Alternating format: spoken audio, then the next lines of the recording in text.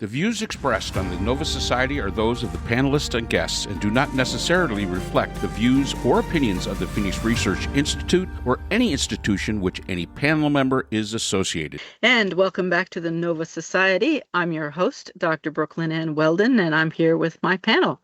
My favorites and yours, Dr. Scott Gershwer and Dr. Mark Bound. Today we will be answering listener emails, and we have a question from Spencer, who lives in Reno, Nevada. And Spencer asks, sometime next week, the SCOTUS will be hearing a case from Louisiana that is challenging the Voting Rights Act of, I believe, 1963. In the past, the SCOTUS has pretty much weakened the act over time. In a 1980 decision, the Supreme Court effectively concluded that only intentional discrimination violated the law. That decision drew significant criticism. 2 years later, Congress amended the provision to sweep in voting laws that had a discriminatory effect, regardless of whether challengers could prove intent or not. The new language, crafted by the late Senator Bob Dole, barred any voting practice that results in a denial or abridgment of the right of any citizen of the United States to vote on account of race or color, and that is a direct quote. Chief Justice John Roberts recently explained that, quote, our country has changed, unquote, for the better, and that the deplorable conditions that prompted Congress to pass the Voting Rights Law in the 1960s, quote, no longer characterize voting in the covered jurisdictions, unquote. Do you think Roberts is correct? No, I don't. If the SCOTUS sides with Louisiana, what might be the consequences for American democracy? That is a great question. Great questions, Spencer. Mark? Scott? Okay. So, all right, Spencer, you're very, very close. It's not 1963. It was actually 1965. Because I remember this, and it was 1965 that the Voting Rights Act was put in. It was signed off by LBJ. And yes, they have weakened the Voters' Rights Act over time. And again, as you point out, this is very correctly in 1980, they did that. Only intentional discrimination violated the law. And then the question now comes down to is what the hell is intentional? To define that one for me, and we'll be in great shape. And it did draw criticism. You're exactly right. And then, of course, Congress did make amends, tried to amend it in the normal Congress fashion. That law really wasn't written very well. But anyway, all right. So Roberts, I don't know what America he's looking at. Probably the one where he lives, the nice country club area where he lives, where it is changed for the better. I don't see. Here's where I'm going to take a little bit of a divergence from this one. The Voting Rights Act back in the day was all about black and white. All about discrimination of black and white. This is now expanded in many of these states. Yes, it still does impact the African American community far more than probably than the Caucasian community. However, this is about Republicans and Democrats now. If you go to the Republican states, let's say Texas, for instance, where they're trying to redistrict so that they get more votes, this is, they're not just talking about blacks anymore. They're now talking about doing this redistricting for the purpose of getting more votes in the Congress. That's why they're doing it. Louisiana, basically, it's under the same idea. We're going to put all of the blacks in one district, and there's their representation. Gee, what could be possibly wrong with that? I did listen to this morning. I was actually listening to the arguments made in front of the Supreme Court on this, and I'm going to tell you this: there is hope. There were two conservative justices that did not seem to buy into it. Number one was Roberts.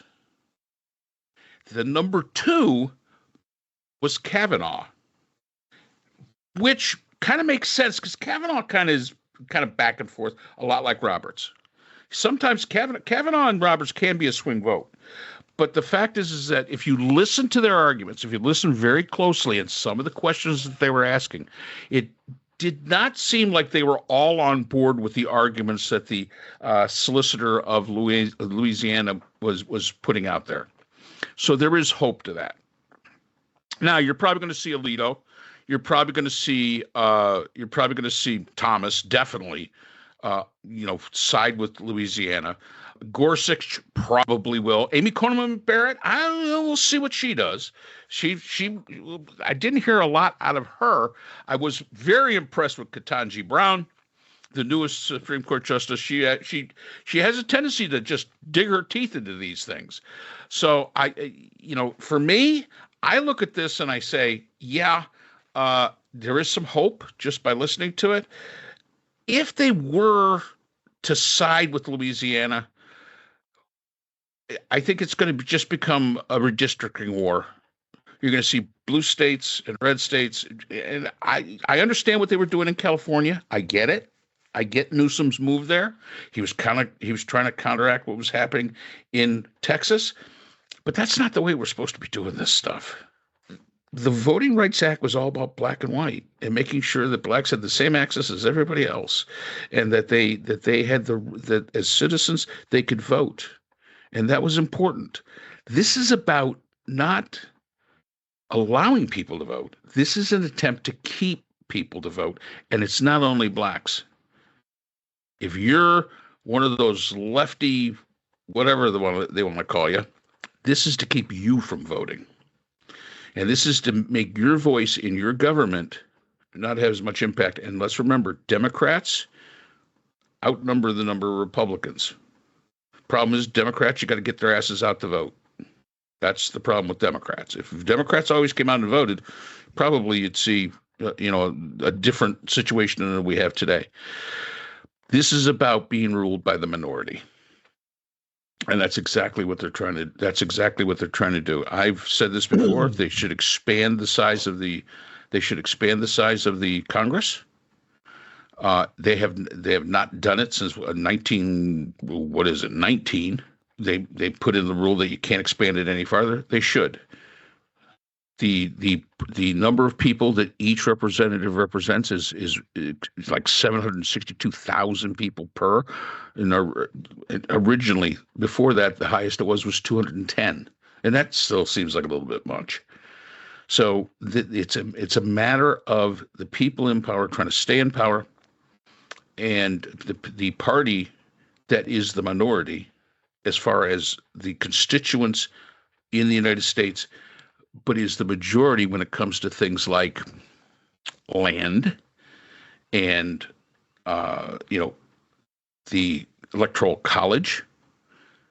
They're just trying to hold on, and this is one way. And if Supreme Court sides with Louisiana, this is the fight you're going to see, and you're going to see it constantly. Every state's going to do it. Okay, I'm going to disagree with you slightly there, if you don't mind. No, I don't mind at all. I always look forward to it. So, I'm a big fan of the TV show The Wire. There's a tremendous episode in there where these two gangs are going to fight, and somebody says, well, that's not really true, like, or something, whatever the aggrievement was.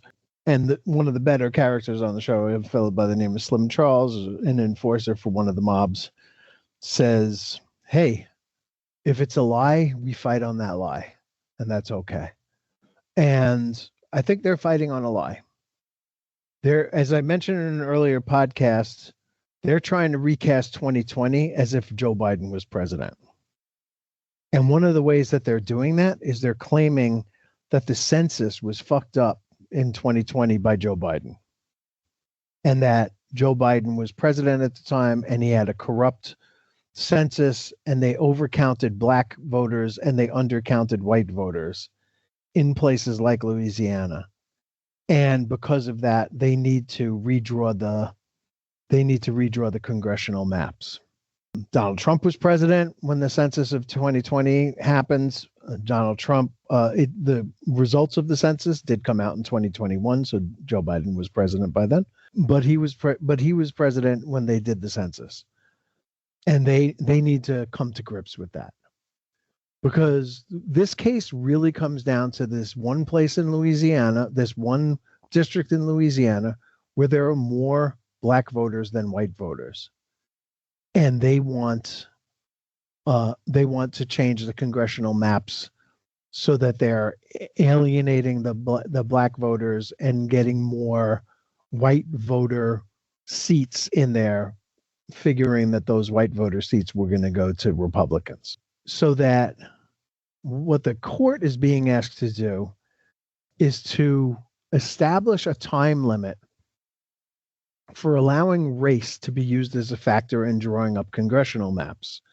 That was the Civil Rights Act, right? 1965.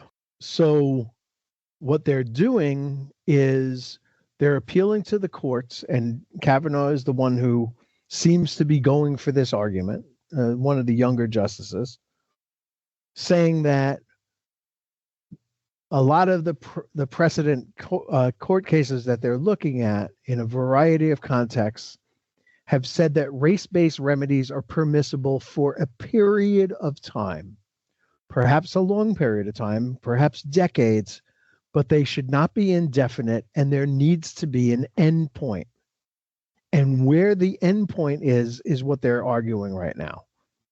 And they're arguing that in 2020, 2025, the population of the United States was sufficiently non-racist enough so that Louisiana's black adult voters, about a third of the state's population, need to be sequestered in a single majority black congressional district, with 6 districts being allocated to white neighborhoods, to white areas. And so black voters sued in 2022, saying that state legislators violated the Voting Rights Act by packing black voters into one single district and diluting their voting power. That was upheld by a federal judge, said the map violated the Civil Rights Act, the Voting Act, and that they need to create another map, which was drawn up in 2024, that included a second majority black district, a very long, narrow one that goes from the southeast part of the state up to the northwest. And white lawmakers, led by Speaker Mike Johnson, sued and claimed that the map was an illegal racial gerrymander that alienated white voters. So now the court is trying to decide that. I personally don't see any evidence for the fact that we've moved so beyond race that we shouldn't have a Civil Rights Act. I think that argument could be made. It's largely a matter of perspective, but I do think that most people would probably agree. I know that white supremacists don't agree with that and think that blacks have gotten too much protection under the law, and white voters need to get claw back some of their protections that they lost. It's a tedious argument. I will point to your state, Mark, South Carolina, as an example. I would say that the poster child for this is Nancy Mace, mm-hmm. who was a very reasonable and moderate congresswoman in an area that included Charleston, which is a highly black area in South Carolina, and that her district, the district that she was in, was gerrymandered to make her in a more white-oriented district, and that once the Supreme Court ruled, maybe not the Supreme Court, maybe South Carolina's Supreme Court ruled that her district was legal and that she basically could not lose a primary or even a general election to a black candidate because she had a majority white district now for the first time in her life, that she went absolutely haywire and has become the MAGA person that she is today. And you're going to see more and more of that if this continues, where gerrymandering along the lines of race means that black voters are a silent minority in otherwise large white districts, and that there are more white districts than black districts. And I think that's where we are right now. And I think that this will be. I think the Voting Rights Act is basically done. Some of the provisions have been long gone now at this point, but that the Supreme Court is going to say, you know what, how many years is it? I'm not good at math. From the 1960s to now, my entire life basically, so 60 something years, is long enough, and that it's time that voters got past this racism. I don't think that's happening. I don't think we're ready for that yet. No. No, I agree with you. We're not. As a culture, as society, no. Racism is obviously alive and well, or there would not be all the excitement about critical race theory and all the attempts to erase genuine history and all the efforts to say, oh, slavery was good for the slaves and all that stuff. We would be owning our past rather than trying to douse accountability and all and dodge responsibility. So no.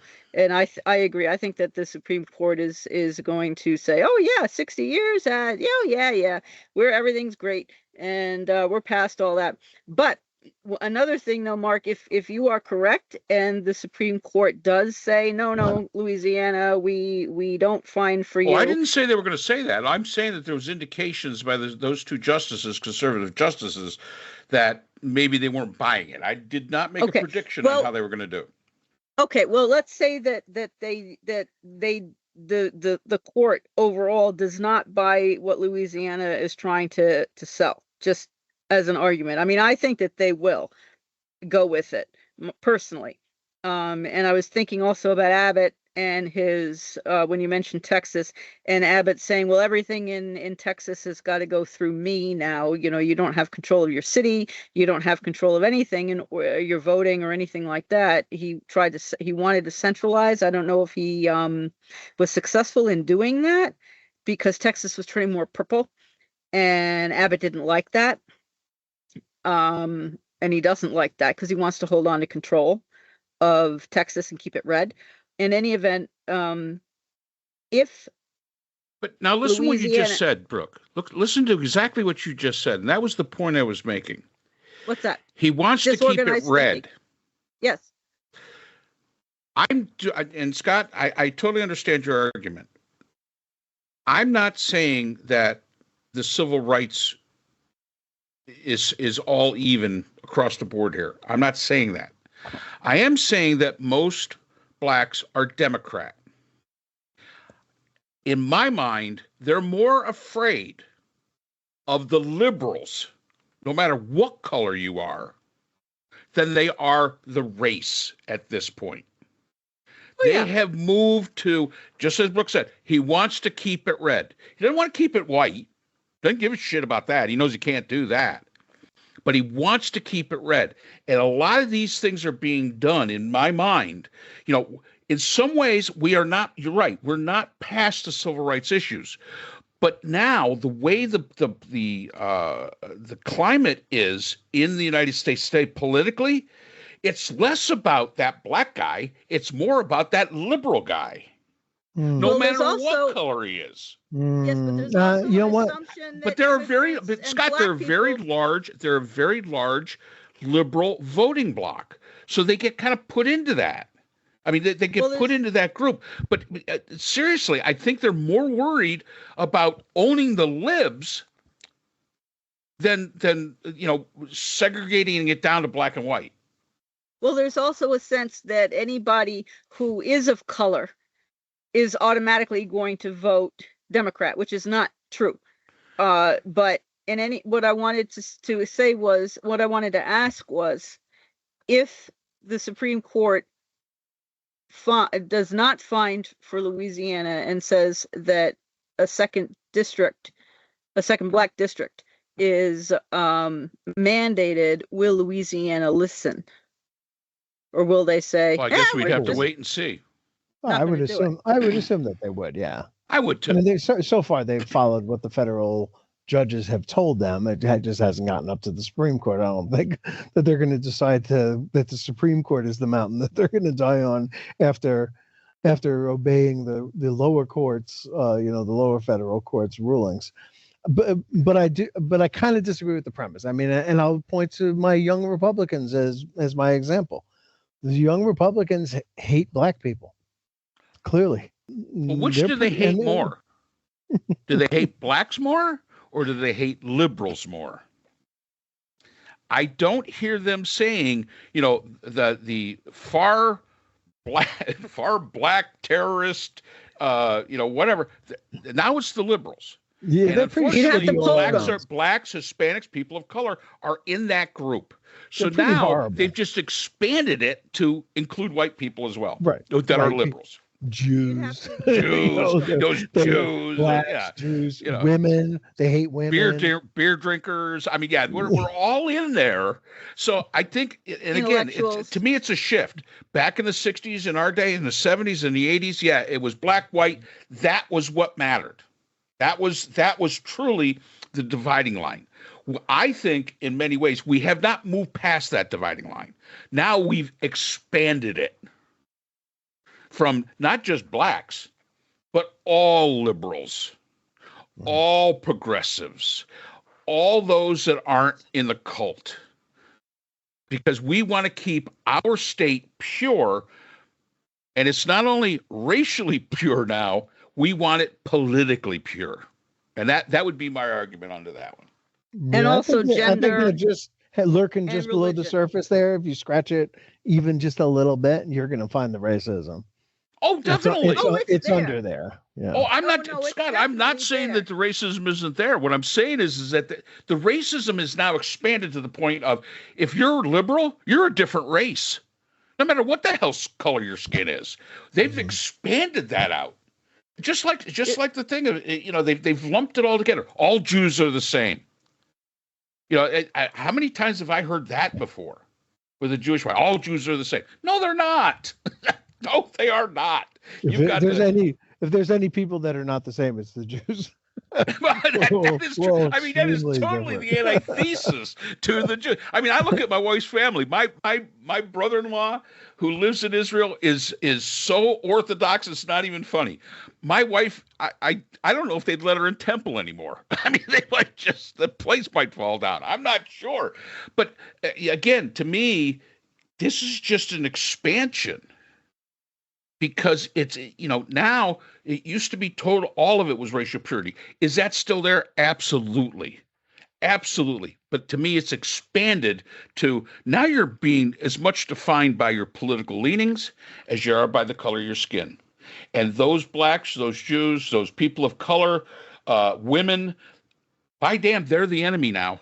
Just like the blacks were the enemy back in the 60s and the 70s. They're going to replace lesbian, us. Whatever. Gay, right. All of them. And it all only comes from one side. And that is that side. You know what would be interesting would be to take those young Republicans and do a poll survey type thing and ask them in what order they would place which they hate the most. And I'm going to tell you it's going to be libs. And do, liberal or Democrat, this, that, and the other, and black, Brooke, so forth.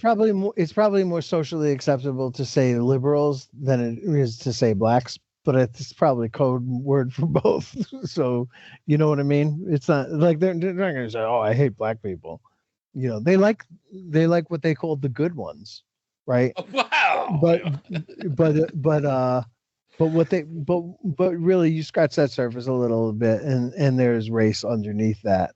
And the whole point of liberals is to try to uphold the races and create a tide that lifts all boats, and they're against that, right? I mean, if you talk to, even at this point, just a rank and file Republican, and you get them in an argument long enough, pretty soon it's going to be coming down to stop taking my money away and giving it to these lazy shiftless black people who are on welfare and the welfare mother and all that kind of stuff, driving the Cadillac with 15 kids in tow and just using the system and abusing it as much as she possibly can. It still comes down to that. So liberals and blacks and the people who love them, seem to be the bête noire of the Republican Party. They're actively trying to destroy the Civil Rights Act because it was a bulwark against their racism, and they want that bulwark back. They want that bulwark gone, and they want their racism back. They want to be able to go out into society and say the things that they say in private without it being such a shock or such a horrible thing. And that really seems to be their ultimate goal. And to put blacks and women, okay, yes, back in their place, and put gay people back in the closet where they belong, where everybody knows they're gay, but nobody talks about it, and nobody's going to admit it. And he's going to go out there and marry some poor woman who thinks that she's marrying a man who loves women, but he really loves other men, and they're going to keep that quiet amongst themselves. Look, this is old stuff. This is not new. But I think it's gone. I think the Supreme Court has indicated by their questions today. I just kind of read through it a little. I didn't see a transcript, but just a blow by blow that was in the New York Times. The questions that they're asking and the statements that they're making suggest that the time has come to get rid of the Civil Rights Act and the Voting Rights Act, and that we're freewheeling from here on out. Did you see the presidential whatever it's called? There's a name for it that Trump put out, where the anti-capitalists. You can't be sorry, an anti. Brooke, I'm not even close to following you. You're talking about like some kind of executive order or something? Something like that. It's it's a statement of amicus. Huh? An amicus brief, like on this case? I don't know. No, it's a statement of you can't be an anti-capitalist. It's about the Insurrection Act or something like that. He's targeting anti-fascism. Here it is. It's you can find it on the whitehouse.gov. It's countering domestic terrorism. It's presidential action. It's what it's called. It's an anti-terror order. Targeting anti-American views. You can find it in Time magazine. You can find it on the Brennan Center for Justice. Okay. And the point is that anybody who says that slavery was bad is anti-American, that kind of thing. Well, it's like if targeting people who go out and protest this coming weekend with the No Kings, yes, are anti-American. Yes, it says anti-fascism aimed to criminalize opposition. So I encourage all of our readers to take out. I'm sorry. Yes, it is an executive order. It's National Security Presidential Memorandum 7, and that's what I couldn't remember. It's got if you're an anti-capitalism, if you're anti-family. Anti-gender. I mean, all these statements, anti-Americanism, anti-Christianity, anti-capitalism. You can also find this on Time magazine under domestic terrorism. So now Trump wants to investigate what he says are networks, entities, and organizations. It's rather disturbing. And all of this, he says, all these people, he says, are anti-fascists. And so this is about the thing this weekend also. Okay. So I hope we answered your question at some length, Spencer. And we will see what the court says, but I don't think any of us really holds out a lot of hope for this continuation. I think the consequences for democracy is going to be pretty bad. And I do want to hear what Ketanji Brown Jackson has to say, as Mark mentioned. What I think it was Mark and not Scott mentioned. Yeah. What she has to say is always interesting to read. So thank you for your question, and thank you to all our listeners. We appreciate your time, and do subscribe on the platform of your choice, which is free, to help us grow our channel. Thank you so much. Take care. The Nova Society is a production of Nova Society Media, a division of the Phoenix Research Institute. We'd like to thank our production partners, Buzzsprout, who hosts the Nova Society, Audacity, our editing partners, Apple iTunes, the largest source of podcasts and music on the internet, Spotify, the most popular platform for the Nova Society, and iHeartRadio, your source for all things music and podcasting. The Nova Society is available on all of these and other quality platforms listed in our description. We'd also like to thank all of our listeners. Without your support, the Nova Society would not be possible. If you have a question or comment, we can be reached at nova.society.podcast@gmail.com. So for Dr. Brooklyn Ann Weldon, Dr. Scott Gershwer, and all of our production partners here at the Nova Society, I'm Dr. Mark Bound. Remember, the true power in society is knowledge. Thanks for listening, and we will see you again next time. We'd like to thank our sponsor for this episode, BH Conflict Resolution Services, a full-service dispute resolution firm offering expert, cost-effective mediation services to couples, groups, and businesses. BHCRS can be reached at www.bhcrs.com.